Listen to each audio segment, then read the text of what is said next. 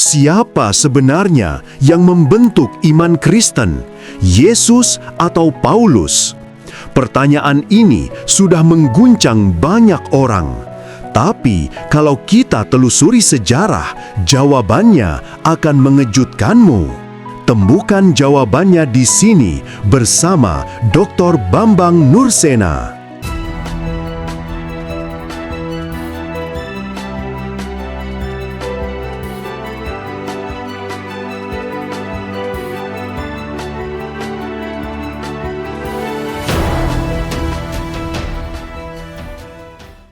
Kita akan membaca firman Tuhan dari Kisah Rasul pasal 9 ayat 19 sampai dengan ayat 31. Demikian firman Tuhan. 19. Dan setelah ia makan, pulihlah kekuatannya. Saulus tinggal beberapa hari bersama-sama dengan murid-murid di Damsyik. 20. Ketika itu juga, ia memberitakan Yesus di rumah-rumah ibadat dan mengatakan bahwa Yesus adalah anak Allah. 21. Semua orang yang mendengar hal itu heran dan berkata, "Bukankah dia ini yang di Yerusalem mau membinasakan barang siapa yang memanggil nama Yesus ini? Dan bukankah ia datang ke sini dengan maksud untuk menangkap dan membawa mereka ke hadapan imam-imam kepala?" 22. Akan tetapi, Saulus semakin besar pengaruhnya dan ia membingungkan orang-orang Yahudi yang tinggal di Damsyik karena ia membuktikan bahwa Yesus adalah Mesias. 23. Beberapa hari kemudian, orang Yahudi merundingkan suatu rencana untuk membunuh Saulus. 24. Tetapi maksud jahat itu diketahui oleh Saulus. Siang malam, orang-orang Yahudi mengawal semua pintu gerbang kota supaya dapat membunuh dia. 25. Sungguh pun demikian, pada suatu malam, murid-muridnya mengambilnya dan menurunkannya dari atas tembok kota dalam sebuah keranjang. 26. Setibanya di Yerusalem, Saulus mencoba menggabungkan diri kepada murid-murid, tetapi semuanya takut kepadanya karena mereka tidak dapat percaya bahwa ia juga seorang murid. 27. Tetapi Barnabas menerima dia dan membawanya kepada rasul-rasul dan menceritakan kepada mereka bagaimana Saulus melihat Tuhan di tengah jalan dan bahwa Tuhan berbicara dengan dia dan bagaimana keberaniannya mengajar di Damsyik dalam nama Yesus. 28. Dan Saulus tetap bersama-sama dengan mereka di Yerusalem dan dengan keberanian mengajar dalam nama Tuhan. 29. Ia juga berbicara dan bersoal jawab dengan orang-orang Yahudi yang berbahasa Yunani, tetapi mereka itu berusaha membunuh dia. 30. Akan tetapi, setelah hal itu diketahui oleh saudara-saudara anggota jemaat, mereka membawa dia ke Kaisarea dan dari situ membantu dia ke Tarsus. 31. Selama beberapa waktu, jemaat di seluruh Yudea, Galilea dan Samaria berada dalam keadaan damai. Jemaat itu dibangun dan hidup dalam takut akan Tuhan. Jumlahnya makin bertambah besar oleh pertolongan dan penghiburan Roh Kudus. Amin.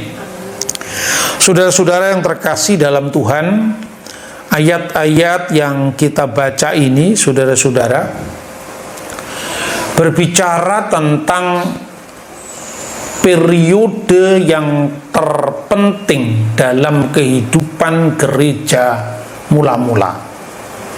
Kita mengetahui bahwa Yesus pertama kali memanggil 12 murid yang disebut sebagai apostolos atau di dalam bahasa Ibrani saliyah. Saliyah itu artinya utusan, rasul. Karena dahulu mula-mula Tuhan ketika menyelamatkan bangsa Israel itu jumlahnya 12. Maka gereja nantinya sebagai Israel baru juga disimbolkan dengan 12 rasul. Setelah 12 itu ada para skenim. Skenim itu dalam bahasa Ibrani, kalau diterjemahkan dalam bahasa Indonesia, artinya adalah tua-tua. Tua-tua itu jumlahnya 70. Dahulu membantu pelayanan Musa, maka pernah 70 tua-tua itu menunggu Musa ketika Musa menerima 10 perintah Tuhan. Sebagai Israel baru, setelah simbol 12 murid yang menggambarkan 12 suku Israel, karena ini Israel rohani, juga Yesus punya 70 murid. Jadi misi mula-mula itu kepada bangsa Israel. Nah, bangsa Israel itu dalam sejarahnya pernah terbelah kerajaannya. Yaitu apa? Ketika Salomo meninggal, kemudian anaknya melanjutkan kerajaan induk yang namanya Yehuda, pusatnya di Yerusalem. Anaknya Salomo itu namanya Rehabeam. Sementara orang kepercayaan Salomo itu membawa 10 suku Israel. Masing-masing kelompok itu ada suku Lewi, karena orang Lewi tidak memiliki tanah pusaka. 10 suku itu dibawa ke utara, dan itu yang dinamakan kerajaan Israel di bawah Yerobeam. Nah, sejak saat itu misi Yesus itu sebetulnya pertama menyelamatkan bangsa Yahudi dulu. Kenapa disebut Yahudi? Sehingga Yesus mengatakan kepada orang Samaria, kamu menyembah Allah yang tidak kamu kenal, kami menyembah Allah yang kami kenal, karena keselamatan datang dari bangsa Yahudi. Karena Mesias, Putra Allah itu akan lahir dari jalur keturunan Yehuda. Nah, padahal Yehuda itu yang disebut Yehudim itu hanya 2 suku yang ada di wilayah Yerusalem dan sekitarnya. Sementara 10 suku tadi disebut domba-domba yang sesat dari Bani Israel. Maka prioritas pertama Yesus menyelamatkan orang-orang Yahudi, yaitu Yudea. Lalu setelah Yudea meluas lagi Galilea, Samaria. Maka Yesus pernah berkata, sesungguhnya aku ini diutus untuk mencari domba-domba yang sesat dari Bani Israel. Itu artinya suku Israel yang hilang di utara itu, termasuk orang Samaria. Nah, bukan suatu kebetulan apabila ketika Yesus memberitakan perintahnya kepada para murid ketika setelah kebangkitannya, kamu akan menjadi saksiku di Yerusalem, wilayah Yudea. Yerusalem itu ibu kotanya. Kemudian Yudea itu negara bagiannya, provinsinya. Samaria itu provinsi yang lain lagi, karena terdiri dari Yudea, kemudian Galilea, termasuk Samaria. Barulah setelah itu sampai ke ujung-ujung bumi. Pertanyaannya sekarang, kenapa Tuhan harus memanggil Paulus? Bukankah sudah ada 12 rasul? Bukankah sudah ada ke-70 murid? Karena Tuhan memanggil Paulus itu untuk menuntaskan misinya kepada ujung bumi, sampai ke ujung bumi, ke Naf Haaret. Karena itu nanti kalau kita membaca Alkitab, saudara-saudara, itu begitu sistematiknya ya. Pertama ada pembagian. Pembagian apa itu? Pembagian wilayah pelayanan. Nah, kita akan membaca pertama kali, saudara-saudara, apa yang bisa kita pelajari dari Rasul Paulus. Rasul Paulus itu diutus Tuhan, justru dia berasal dari orang yang dulunya menganiaya jemaat. Stefanus pada bagian sebelumnya, Kisah Rasul pasal 7, dibunuh atas persetujuan Paulus. Dan Paulus itu sebagai musuh gereja yang paling jahat, raja tega kalau istilahnya sekarang. Ya, tapi kenapa Tuhan memilih dia? Karena Tuhan punya rencana besar terhadap penyelamatan dunia. Kalau tidak ada penyelamatan sampai ke ujung bumi, kita tidak pernah diselamatkan. Karena untuk Israel sudah dilakukan. Sekarang yang dilakukan bangsa-bangsa bukan Yahudi.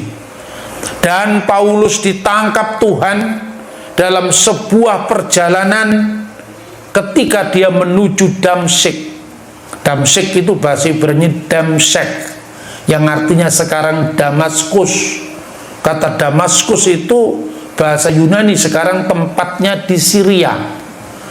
Dalam perjalanan ke Damaskus itu Yesus menampakkan diri kepada dia. Saulus, Saulus, mengapa engkau menganiaya aku? Singkat kata, akhirnya Paulus itu bertobat.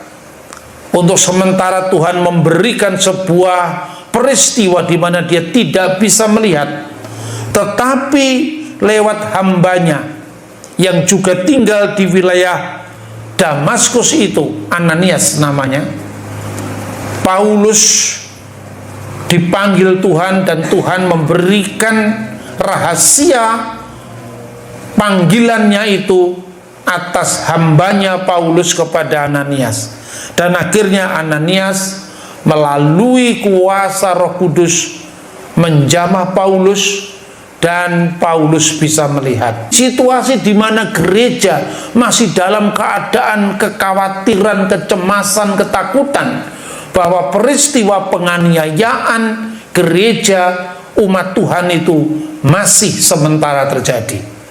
Nah, situasi inilah yang kemudian Tuhan memberikan bukti. Pertama, justru Paulus, orang yang dipanggil Tuhan, namanya dari Saulus menjadi Paulus, akhirnya dipanggil Tuhan dan Tuhan memberikan kuasanya, di mana Paulus pertama dia kokoh di dalam mewartakan, memberitakan keselamatan dalam Yesus Kristus, dan dia membuktikan bahwa Yesus adalah Mesias, Yesus adalah juru selamat. Apa yang bisa kita pelajari dari teks ini? Yang pertama, kekuatan bersaksi.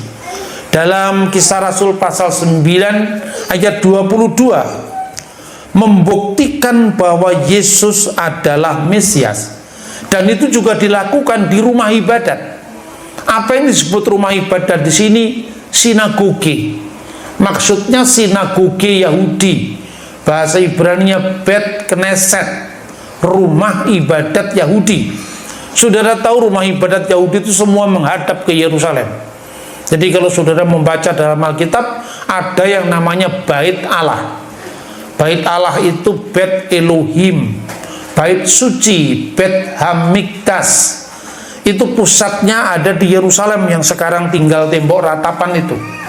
Dan karena pusat peribadatan mereka di Yerusalem, semua sinagog menghadap ke Yerusalem, sehingga Daniel juga sembahyang dengan menghadapkan mukanya ke Yerusalem.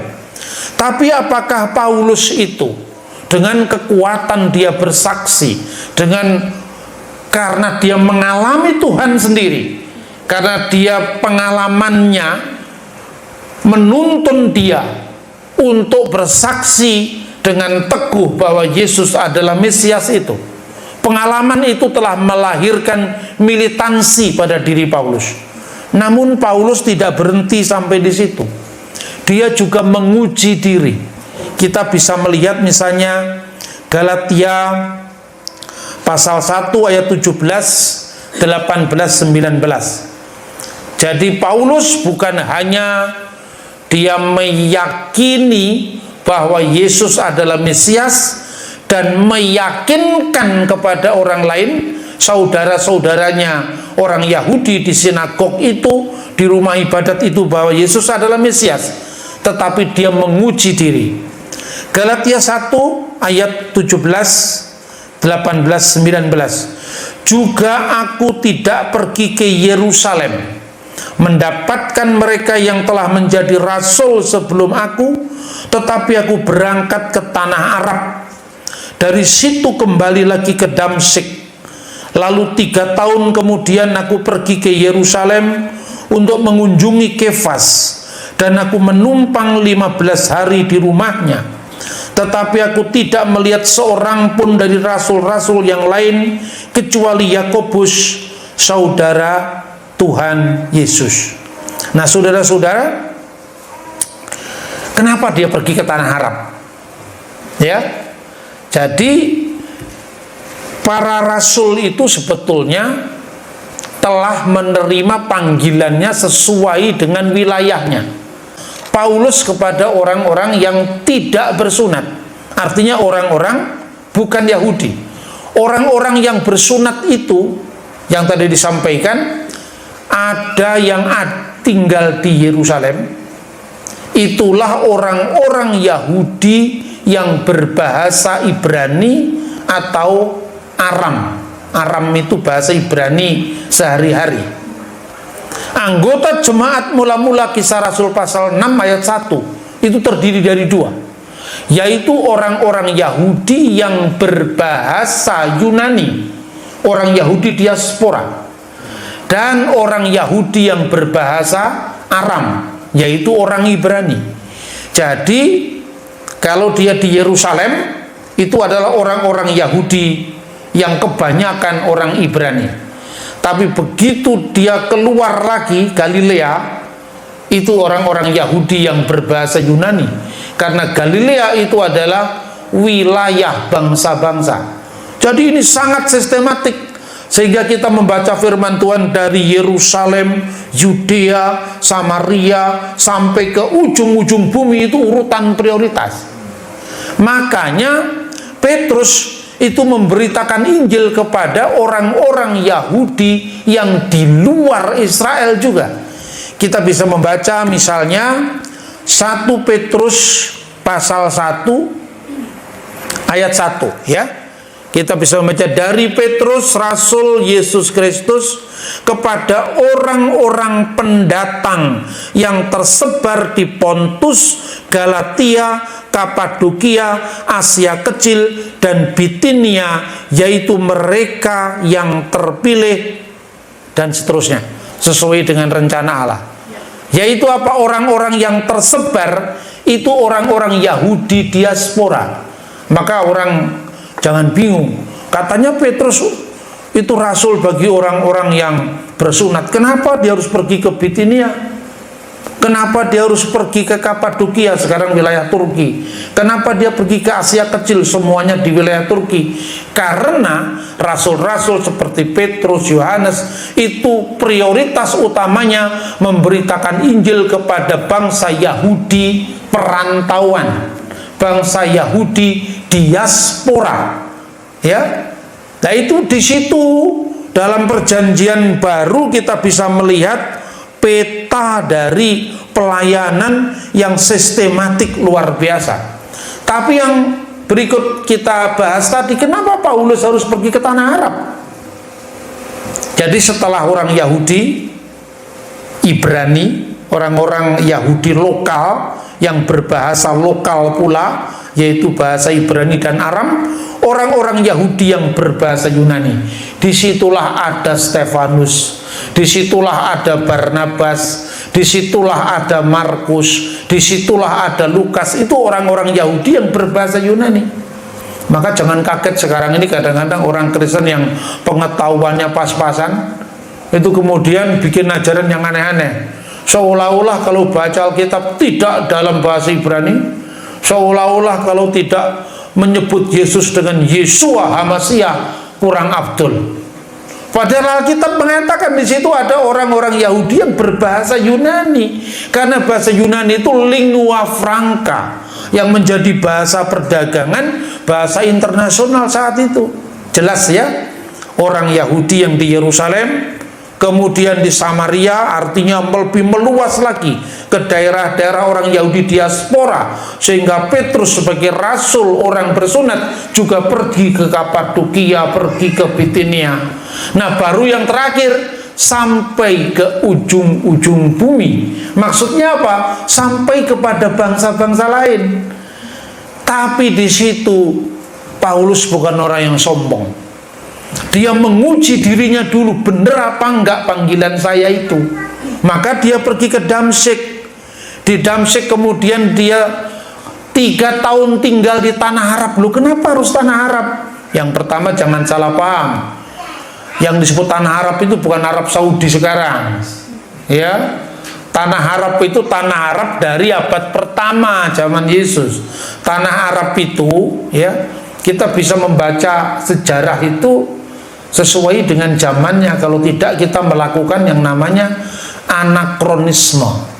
Ana itu menolak, kronos itu kronologi, urutan waktu.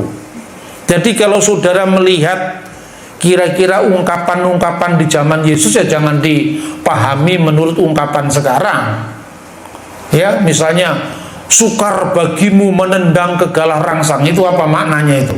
Itu kan idiom di zaman Yesus. Itu mirip dengan kalau bahasa Indonesia, jangan ada udang di balik batu, jangan cari udang beneran.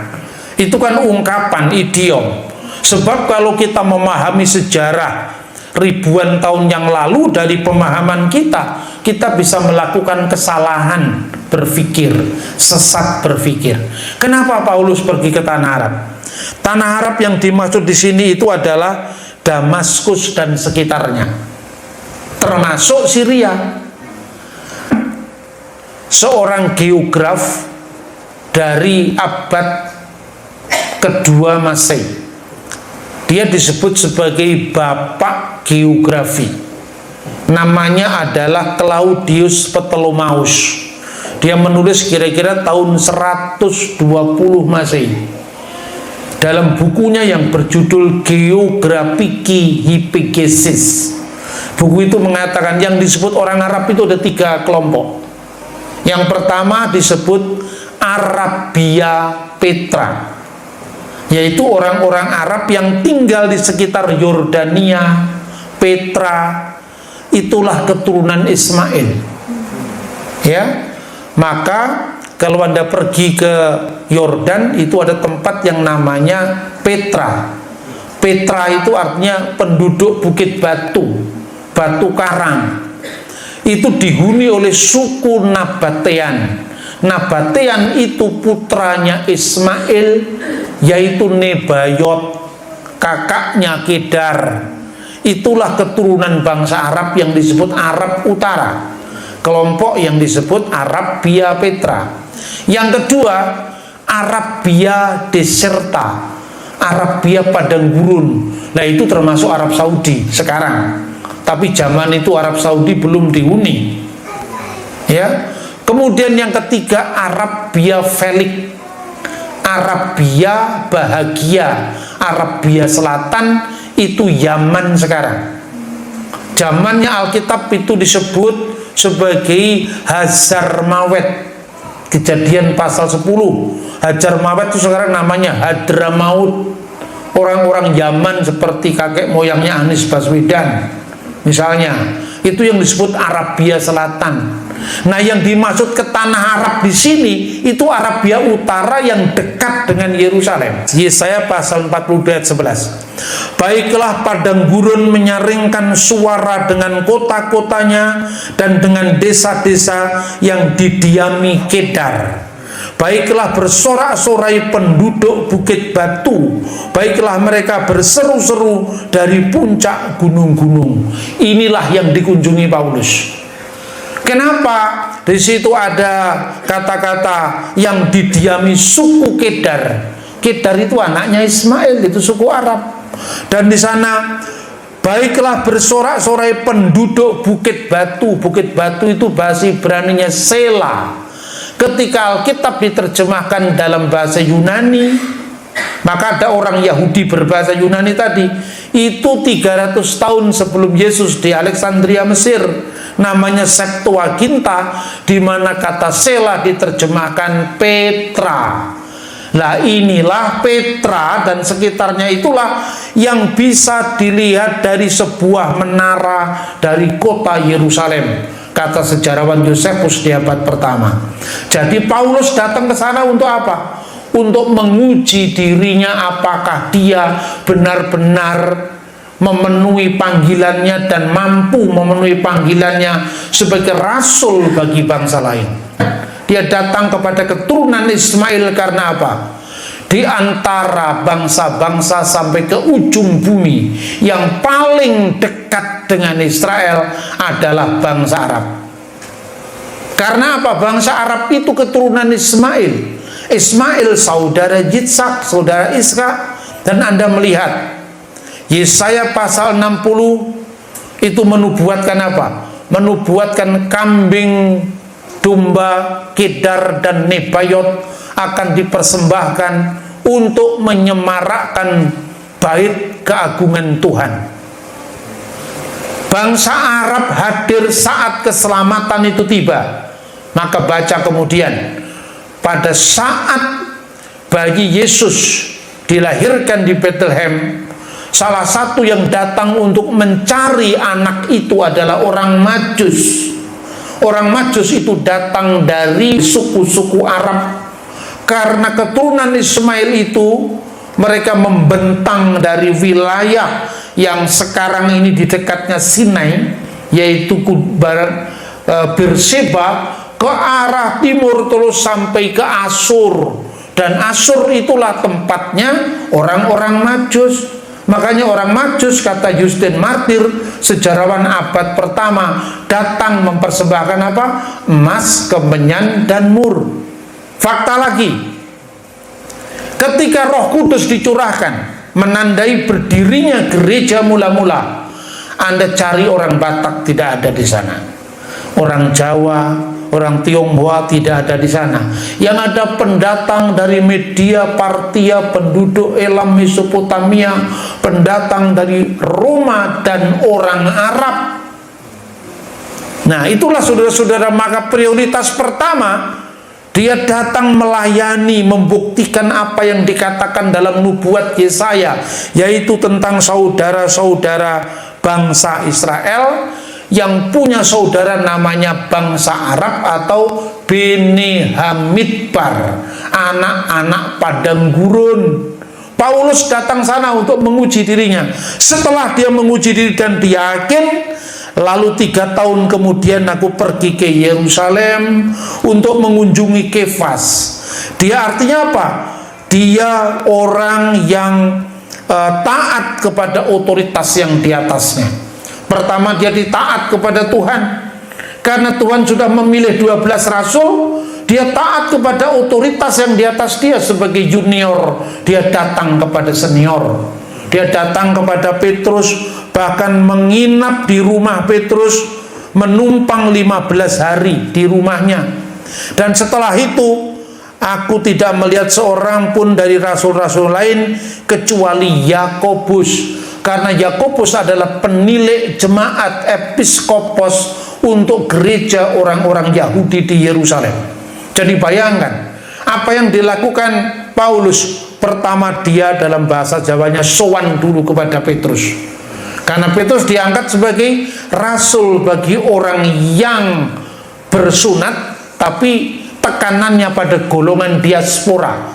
Makanya Petrus pergi ke luar negeri. Dia pergi ke Kapadokia, pergi ke Asia Kecil, ke Bitinia. Tapi yang kedua, dia pergi kepada Yakobus, rasul lokal untuk Yerusalem. Satu-satunya rasul yang mungkin tidak punya paspor itu adalah Yakobus, karena Yakobus sampai matinya tinggal di Yerusalem. Petrus punya paspor kalau sekarang ini, nggak tahu visanya visa apa itu. Dia sampai di Turki, sampai di Roma kan. Itu luar biasa cara kerjanya Tuhan, itu tertib. Makanya gereja besar itu adalah gereja yang berawal dari ketertiban itu. Jadi kita bisa belajar kepada Paulus, para rasul. Setelah bersaksi, menguji diri, taat kepada otoritas yang di atasnya, lalu pembagian tugas. Nah, kita bisa lihat misalnya dalam Galatia pasal 1 ayat 16 tadi. berkenan menyatakan anaknya di dalam aku, supaya aku memberitakan dia di antara bangsa-bangsa bukan Yahudi, maka sesaat pun aku tidak minta pertimbangan kepada manusia. Dia lebih percaya kepada Tuhan langsung setelah dia mendapatkan keyakinan bahwa Tuhan memang memilih dia sesuai dengan panggilan itu. Dia menekuni panggilannya dan kemudian dia taat pada otoritas di atasnya yang dipanggil Tuhan sebelum dia. Luar biasa. Pembagian tugas, ada rasul untuk orang yang bersunat dan rasul untuk yang tidak bersunat, antara lain kepada Petrus dan kepada Yakobus. Jadi Yakobus dan Petrus rasul untuk orang yang bersunat masing-masing. Satunya untuk orang yang bersunat dari kalangan lokal, ya dipimpin Yakobus, di kalangan diaspora dipimpin Petrus, Yohanes dan seterusnya. Lalu rasul bagi bangsa lain adalah Paulus itu sendiri. Bagaimana dia membagi tugas itu, saudara-saudara? Ini kita lihat. Setelah dia membagi tugas rasul-rasul itu, dia masing-masing konsisten dengan panggilannya. Dan Paulus sebagai orang yang sangat junior, tapi dia benar-benar konsisten dengan panggilannya itu. Contoh sekarang, Galatia pasal 2 ayat 3. Tetapi kendati pun Titus yang bersama-sama dengan aku adalah seorang Yunani, namun ia tidak dipaksa untuk menyunatkan dirinya. Kenapa Titus tidak menyunatkan dirinya? Karena dia orang Yunani, dan hukum sunat tidak berlaku bagi non-Yahudi. Hukum sunat itu berlaku bagi keturunan Abraham. Makanya sunatnya 8 hari. Yesus juga sunat 8 hari karena keturunan Abraham. Tapi tetangga sebelah, ya, sunatnya umur 12 tahun, itu bukan sunat Abraham, itu sunat sakarepmu dewe. Benar, itu sunat kesehatan. Kalau sunat Yahudi harus 8 hari. Itu namanya Brit Hamilah. Ya. Kemudian berbanding terbalik dengan sikapnya Paulus kepada Titus yang orang Yunani. Kita lihat Kisah Rasul pasal 16 ayat 1 sampai 3. Paulus datang juga ke Derbe dan ke Listra. Di situ ada seorang murid bernama Timotius, ibunya seorang Yahudi yang telah menjadi percaya, sedangkan ayahnya seorang Yunani. Timotius ini dikenal baik oleh saudara-saudara di Listra dan di Ikonium, dan Paulus mau supaya dia menyertainya dalam perjalanan. Paulus menyuruh menyunatkan dia karena orang-orang Yahudi di daerah itu, sebab setiap orang tahu bahwa bapaknya orang Yunani, dan supaya tidak jadi batu sandungan di wilayah itu karena orang tuanya keluarga kawin campur, satunya Yunani, tidak jadi batu sandungan, Timotius disunatkan.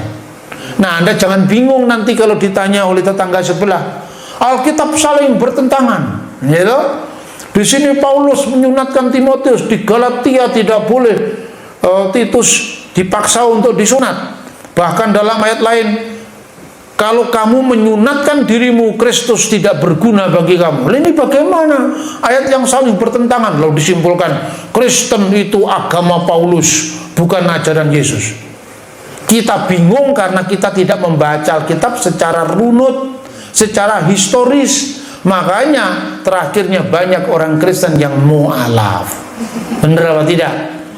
Makanya kita membaca Alkitab ini sebetulnya harta karun yang luar biasa, yang memberikan kepada kita itu sebuah bukti-bukti tentang kebenaran firman Tuhan. Dan yang terakhir, selain konsisten dari panggilan, di atas semuanya itu ada Tuhan yang berkarya, Tuhan yang berencana di dalam setiap hidup dan pelayanan kita. Itulah aspek yang oleh orang Tionghoa disebut keberuntungan, disebut hoki. Ya, jadi jangan menyalahkan budaya orang, budaya luar Alkitab, karena Tuhan saja memberi pluralisme hukum kepada orang bukan Yahudi kok. Apa sih sebetulnya orang mengatakan ini tahun naga? tahun naga kayu katanya. Kenapa ini? Orang yang lahir di tahun ini katanya punya hoki, punya keberuntungan. Apa itu salah? Dan setiap orang yang menginginkan keberuntungan masa salah? Asalkan keberuntungan itu dimintakan dan dipastikan asalnya dari Tuhan. Tidak salah. Itu yang namanya local genius, kearifan lokal. Nenek moyang kita itu, bahasa Jawanya itu apa? Niteni. Jadi mencermati setiap kejadian. Yang namanya orang Jawa juga mirip seperti itu kebudayaannya. Cuma kalau kita percaya kepada detailnya itu ya tidak betul. Artinya semua dari kehidupan kita ini Tuhan yang atur, ya. Jadi kalau nanti kamu pas punya sio tikus yang tidak pas dengan tahun ini, ya tunggu yang lain-lain, tahun keberuntungan yang lain. Mungkin itu belum waktumu, gitu kan? Gitu kan? Bener gak? Tapi di atas semuanya itu Tuhan yang berdaulat. Contohnya, di tengah-tengah muridnya pada ketakutan karena ada orang brutal, orang jahat yang namanya Paulus, mereka hanya berdoa. Tapi siapa sangka bahwa Tuhan yang telah membuka pintu, tidak akan bisa orang menutup. Paulus sudah dipanggil Tuhan, Tuhan seolah-olah yang sudah menyiapkan master plan-nya untuk gereja. Dan yang kita katakan seolah-olah ternyata itu benar, bukan seolah-olah lagi. Ketika Tuhan masih memproses kita masih bisa mengatakan seolah-olah. Enggak, ketika Tuhan sudah berkarya itu bukan lagi seolah-olah. Itu fakta, ya dan amin. Kiranya teks firman Tuhan yang kita baca bersamaan dengan tahun baru ini membawa harapan yang baru, sisakan dari pesimisme yang lama kepada optimisme menatap masa depan. Makanya bajunya cerah semua, karena merah itu adalah simbol apa? Simbol terang, simbol masa depan yang belakang kita tinggalkan. Makanya kalau Anda mengatakan gongci fatcai, itu sama ketika orang Yahudi mengatakan Adonai Hosiana, Tuhan berikan keselamatan. Kita sudah diselamatkan sama Tuhan. Setelah itu Tuhan berikan kami kemujuran, berikan kami hoki. Untuk itu kedaulatan di tangan Tuhan. Tetapi selama kita mengikuti Dia, selama kita setia pada firman-Nya, seperti yang kita pelajari dari Rasul Paulus, maka Tuhan akan menjawab doa-doa kita. Amin. Apakah kekristenan agama Paulus? Pertanyaan yang mengguncang. Siapa sebenarnya yang membentuk iman Kristen? Yesus atau Paulus? Pertanyaan ini bukan hal baru.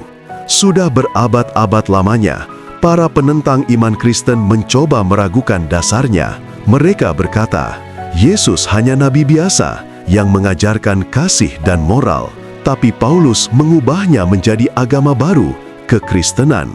Benarkah begitu? Mari kita selidiki, bukan dengan emosi, tetapi dengan sejarah, firman, dan kebenaran yang murni. Berikut faktanya. 1. Paulus tidak menciptakan ajaran, ia mengalami Kristus. Kita mulai dari kisah nyata Paulus sendiri. Paulus bukan pendiri gereja, ia justru penganiaya gereja. Kisah Para Rasul 9 ayat 1-5 menjelaskan bagaimana ia mengejar orang-orang Kristen untuk ditangkap dan dibunuh. Namun di tengah perjalanannya ke Damsyik, Tuhan Yesus sendiri menampakkan diri kepadanya. Saulus, Saulus, mengapa engkau menganiaya aku? Ia tidak bertemu ajaran, ia bertemu pribadi yang hidup. Paulus tidak membentuk agama, ia dihancurkan oleh kasih karunia. Seorang musuh Injil berubah menjadi pembawa Injil, bukan karena logika manusia, tetapi karena perjumpaan ilahi. 2. Kekristenan sudah ada sebelum Paulus. Jika Paulus menciptakan agama Kristen, maka seharusnya iman itu baru dimulai setelah pertobatannya. Tapi fakta sejarah berkata sebaliknya. Kisah Para Rasul 2 mencatat bahwa Setelah Yesus naik ke surga dan Roh Kudus turun pada hari Pentakosta, ribuan orang percaya kepada Kristus. Itu terjadi bertahun-tahun sebelum Paulus bertobat. Artinya, kekristenan sudah hidup, jemaat sudah berdiri, dan Injil sudah diberitakan. Bahkan sebelum Paulus mengenal Yesus, Paulus tidak memulai kekristenan. Ia bergabung dalam gerakan yang sudah dimulai oleh Tuhan Yesus sendiri. 3. Paulus mengajarkan apa yang ia terima dari Tuhan. Menit 8-10. Galatia 1:11-12. Injil yang kuberitakan bukanlah hasil pemikiran manusia.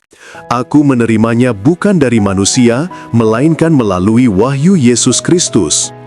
Paulus tidak menciptakan doktrin keselamatan oleh iman, tetapi ia menjelaskan maknanya kepada bangsa-bangsa non-Yahudi. Yesus sendiri telah mengajarkan bahwa keselamatan adalah karena kasih karunia. Barang siapa percaya kepadanya tidak binasa, melainkan beroleh hidup yang kekal. Yohanes 3 ayat 6.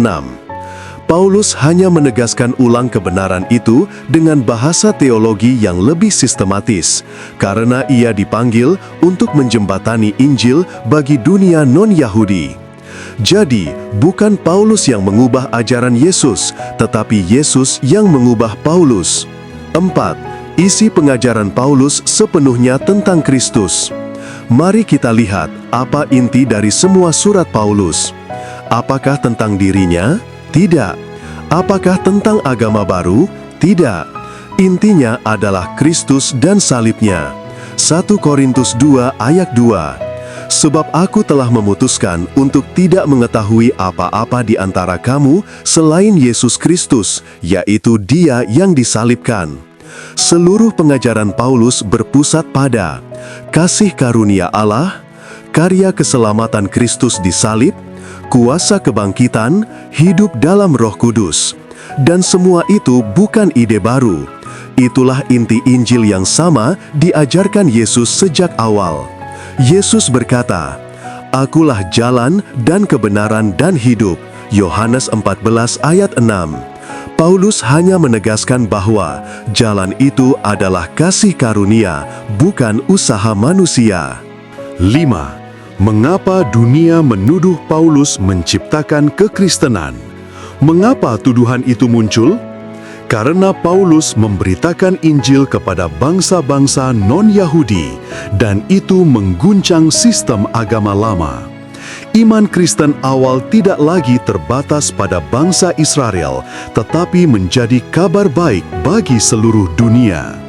Dan di mata orang Yahudi, itu tampak seperti ajaran baru.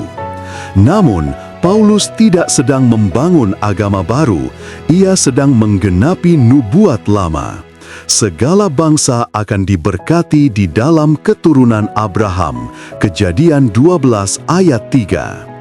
Itulah Injil sejati, bukan buatan manusia, melainkan janji Allah sejak semula.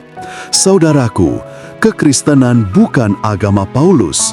Kekristenan adalah iman kepada Kristus yang disampaikan melalui Paulus, Petrus, Yohanes, dan para rasul lain.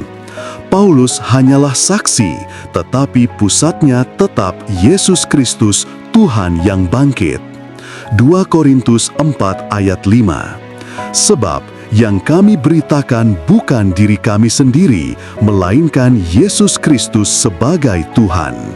Maka, jika seseorang berkata, kekristenan agama Paulus, jawablah dengan lembut, tidak, kekristenan adalah kasih Allah yang dinyatakan melalui Kristus dan diberitakan oleh Paulus agar dunia mengenal keselamatan yang sejati. Mari kita berdoa. Tuhan Yesus, terima kasih karena Engkau sudah menyingkapkan kebenaran-Mu kepada kami. Ajari kami untuk tidak goyah oleh tuduhan dunia, tapi tetap berpegang pada Injil kasih karunia yang Engkau nyatakan. Biarlah kami seperti Paulus, bukan membangun agama, tapi menjadi saksi kasih-Mu bagi semua orang. Dalam nama Yesus kami berdoa. Amin.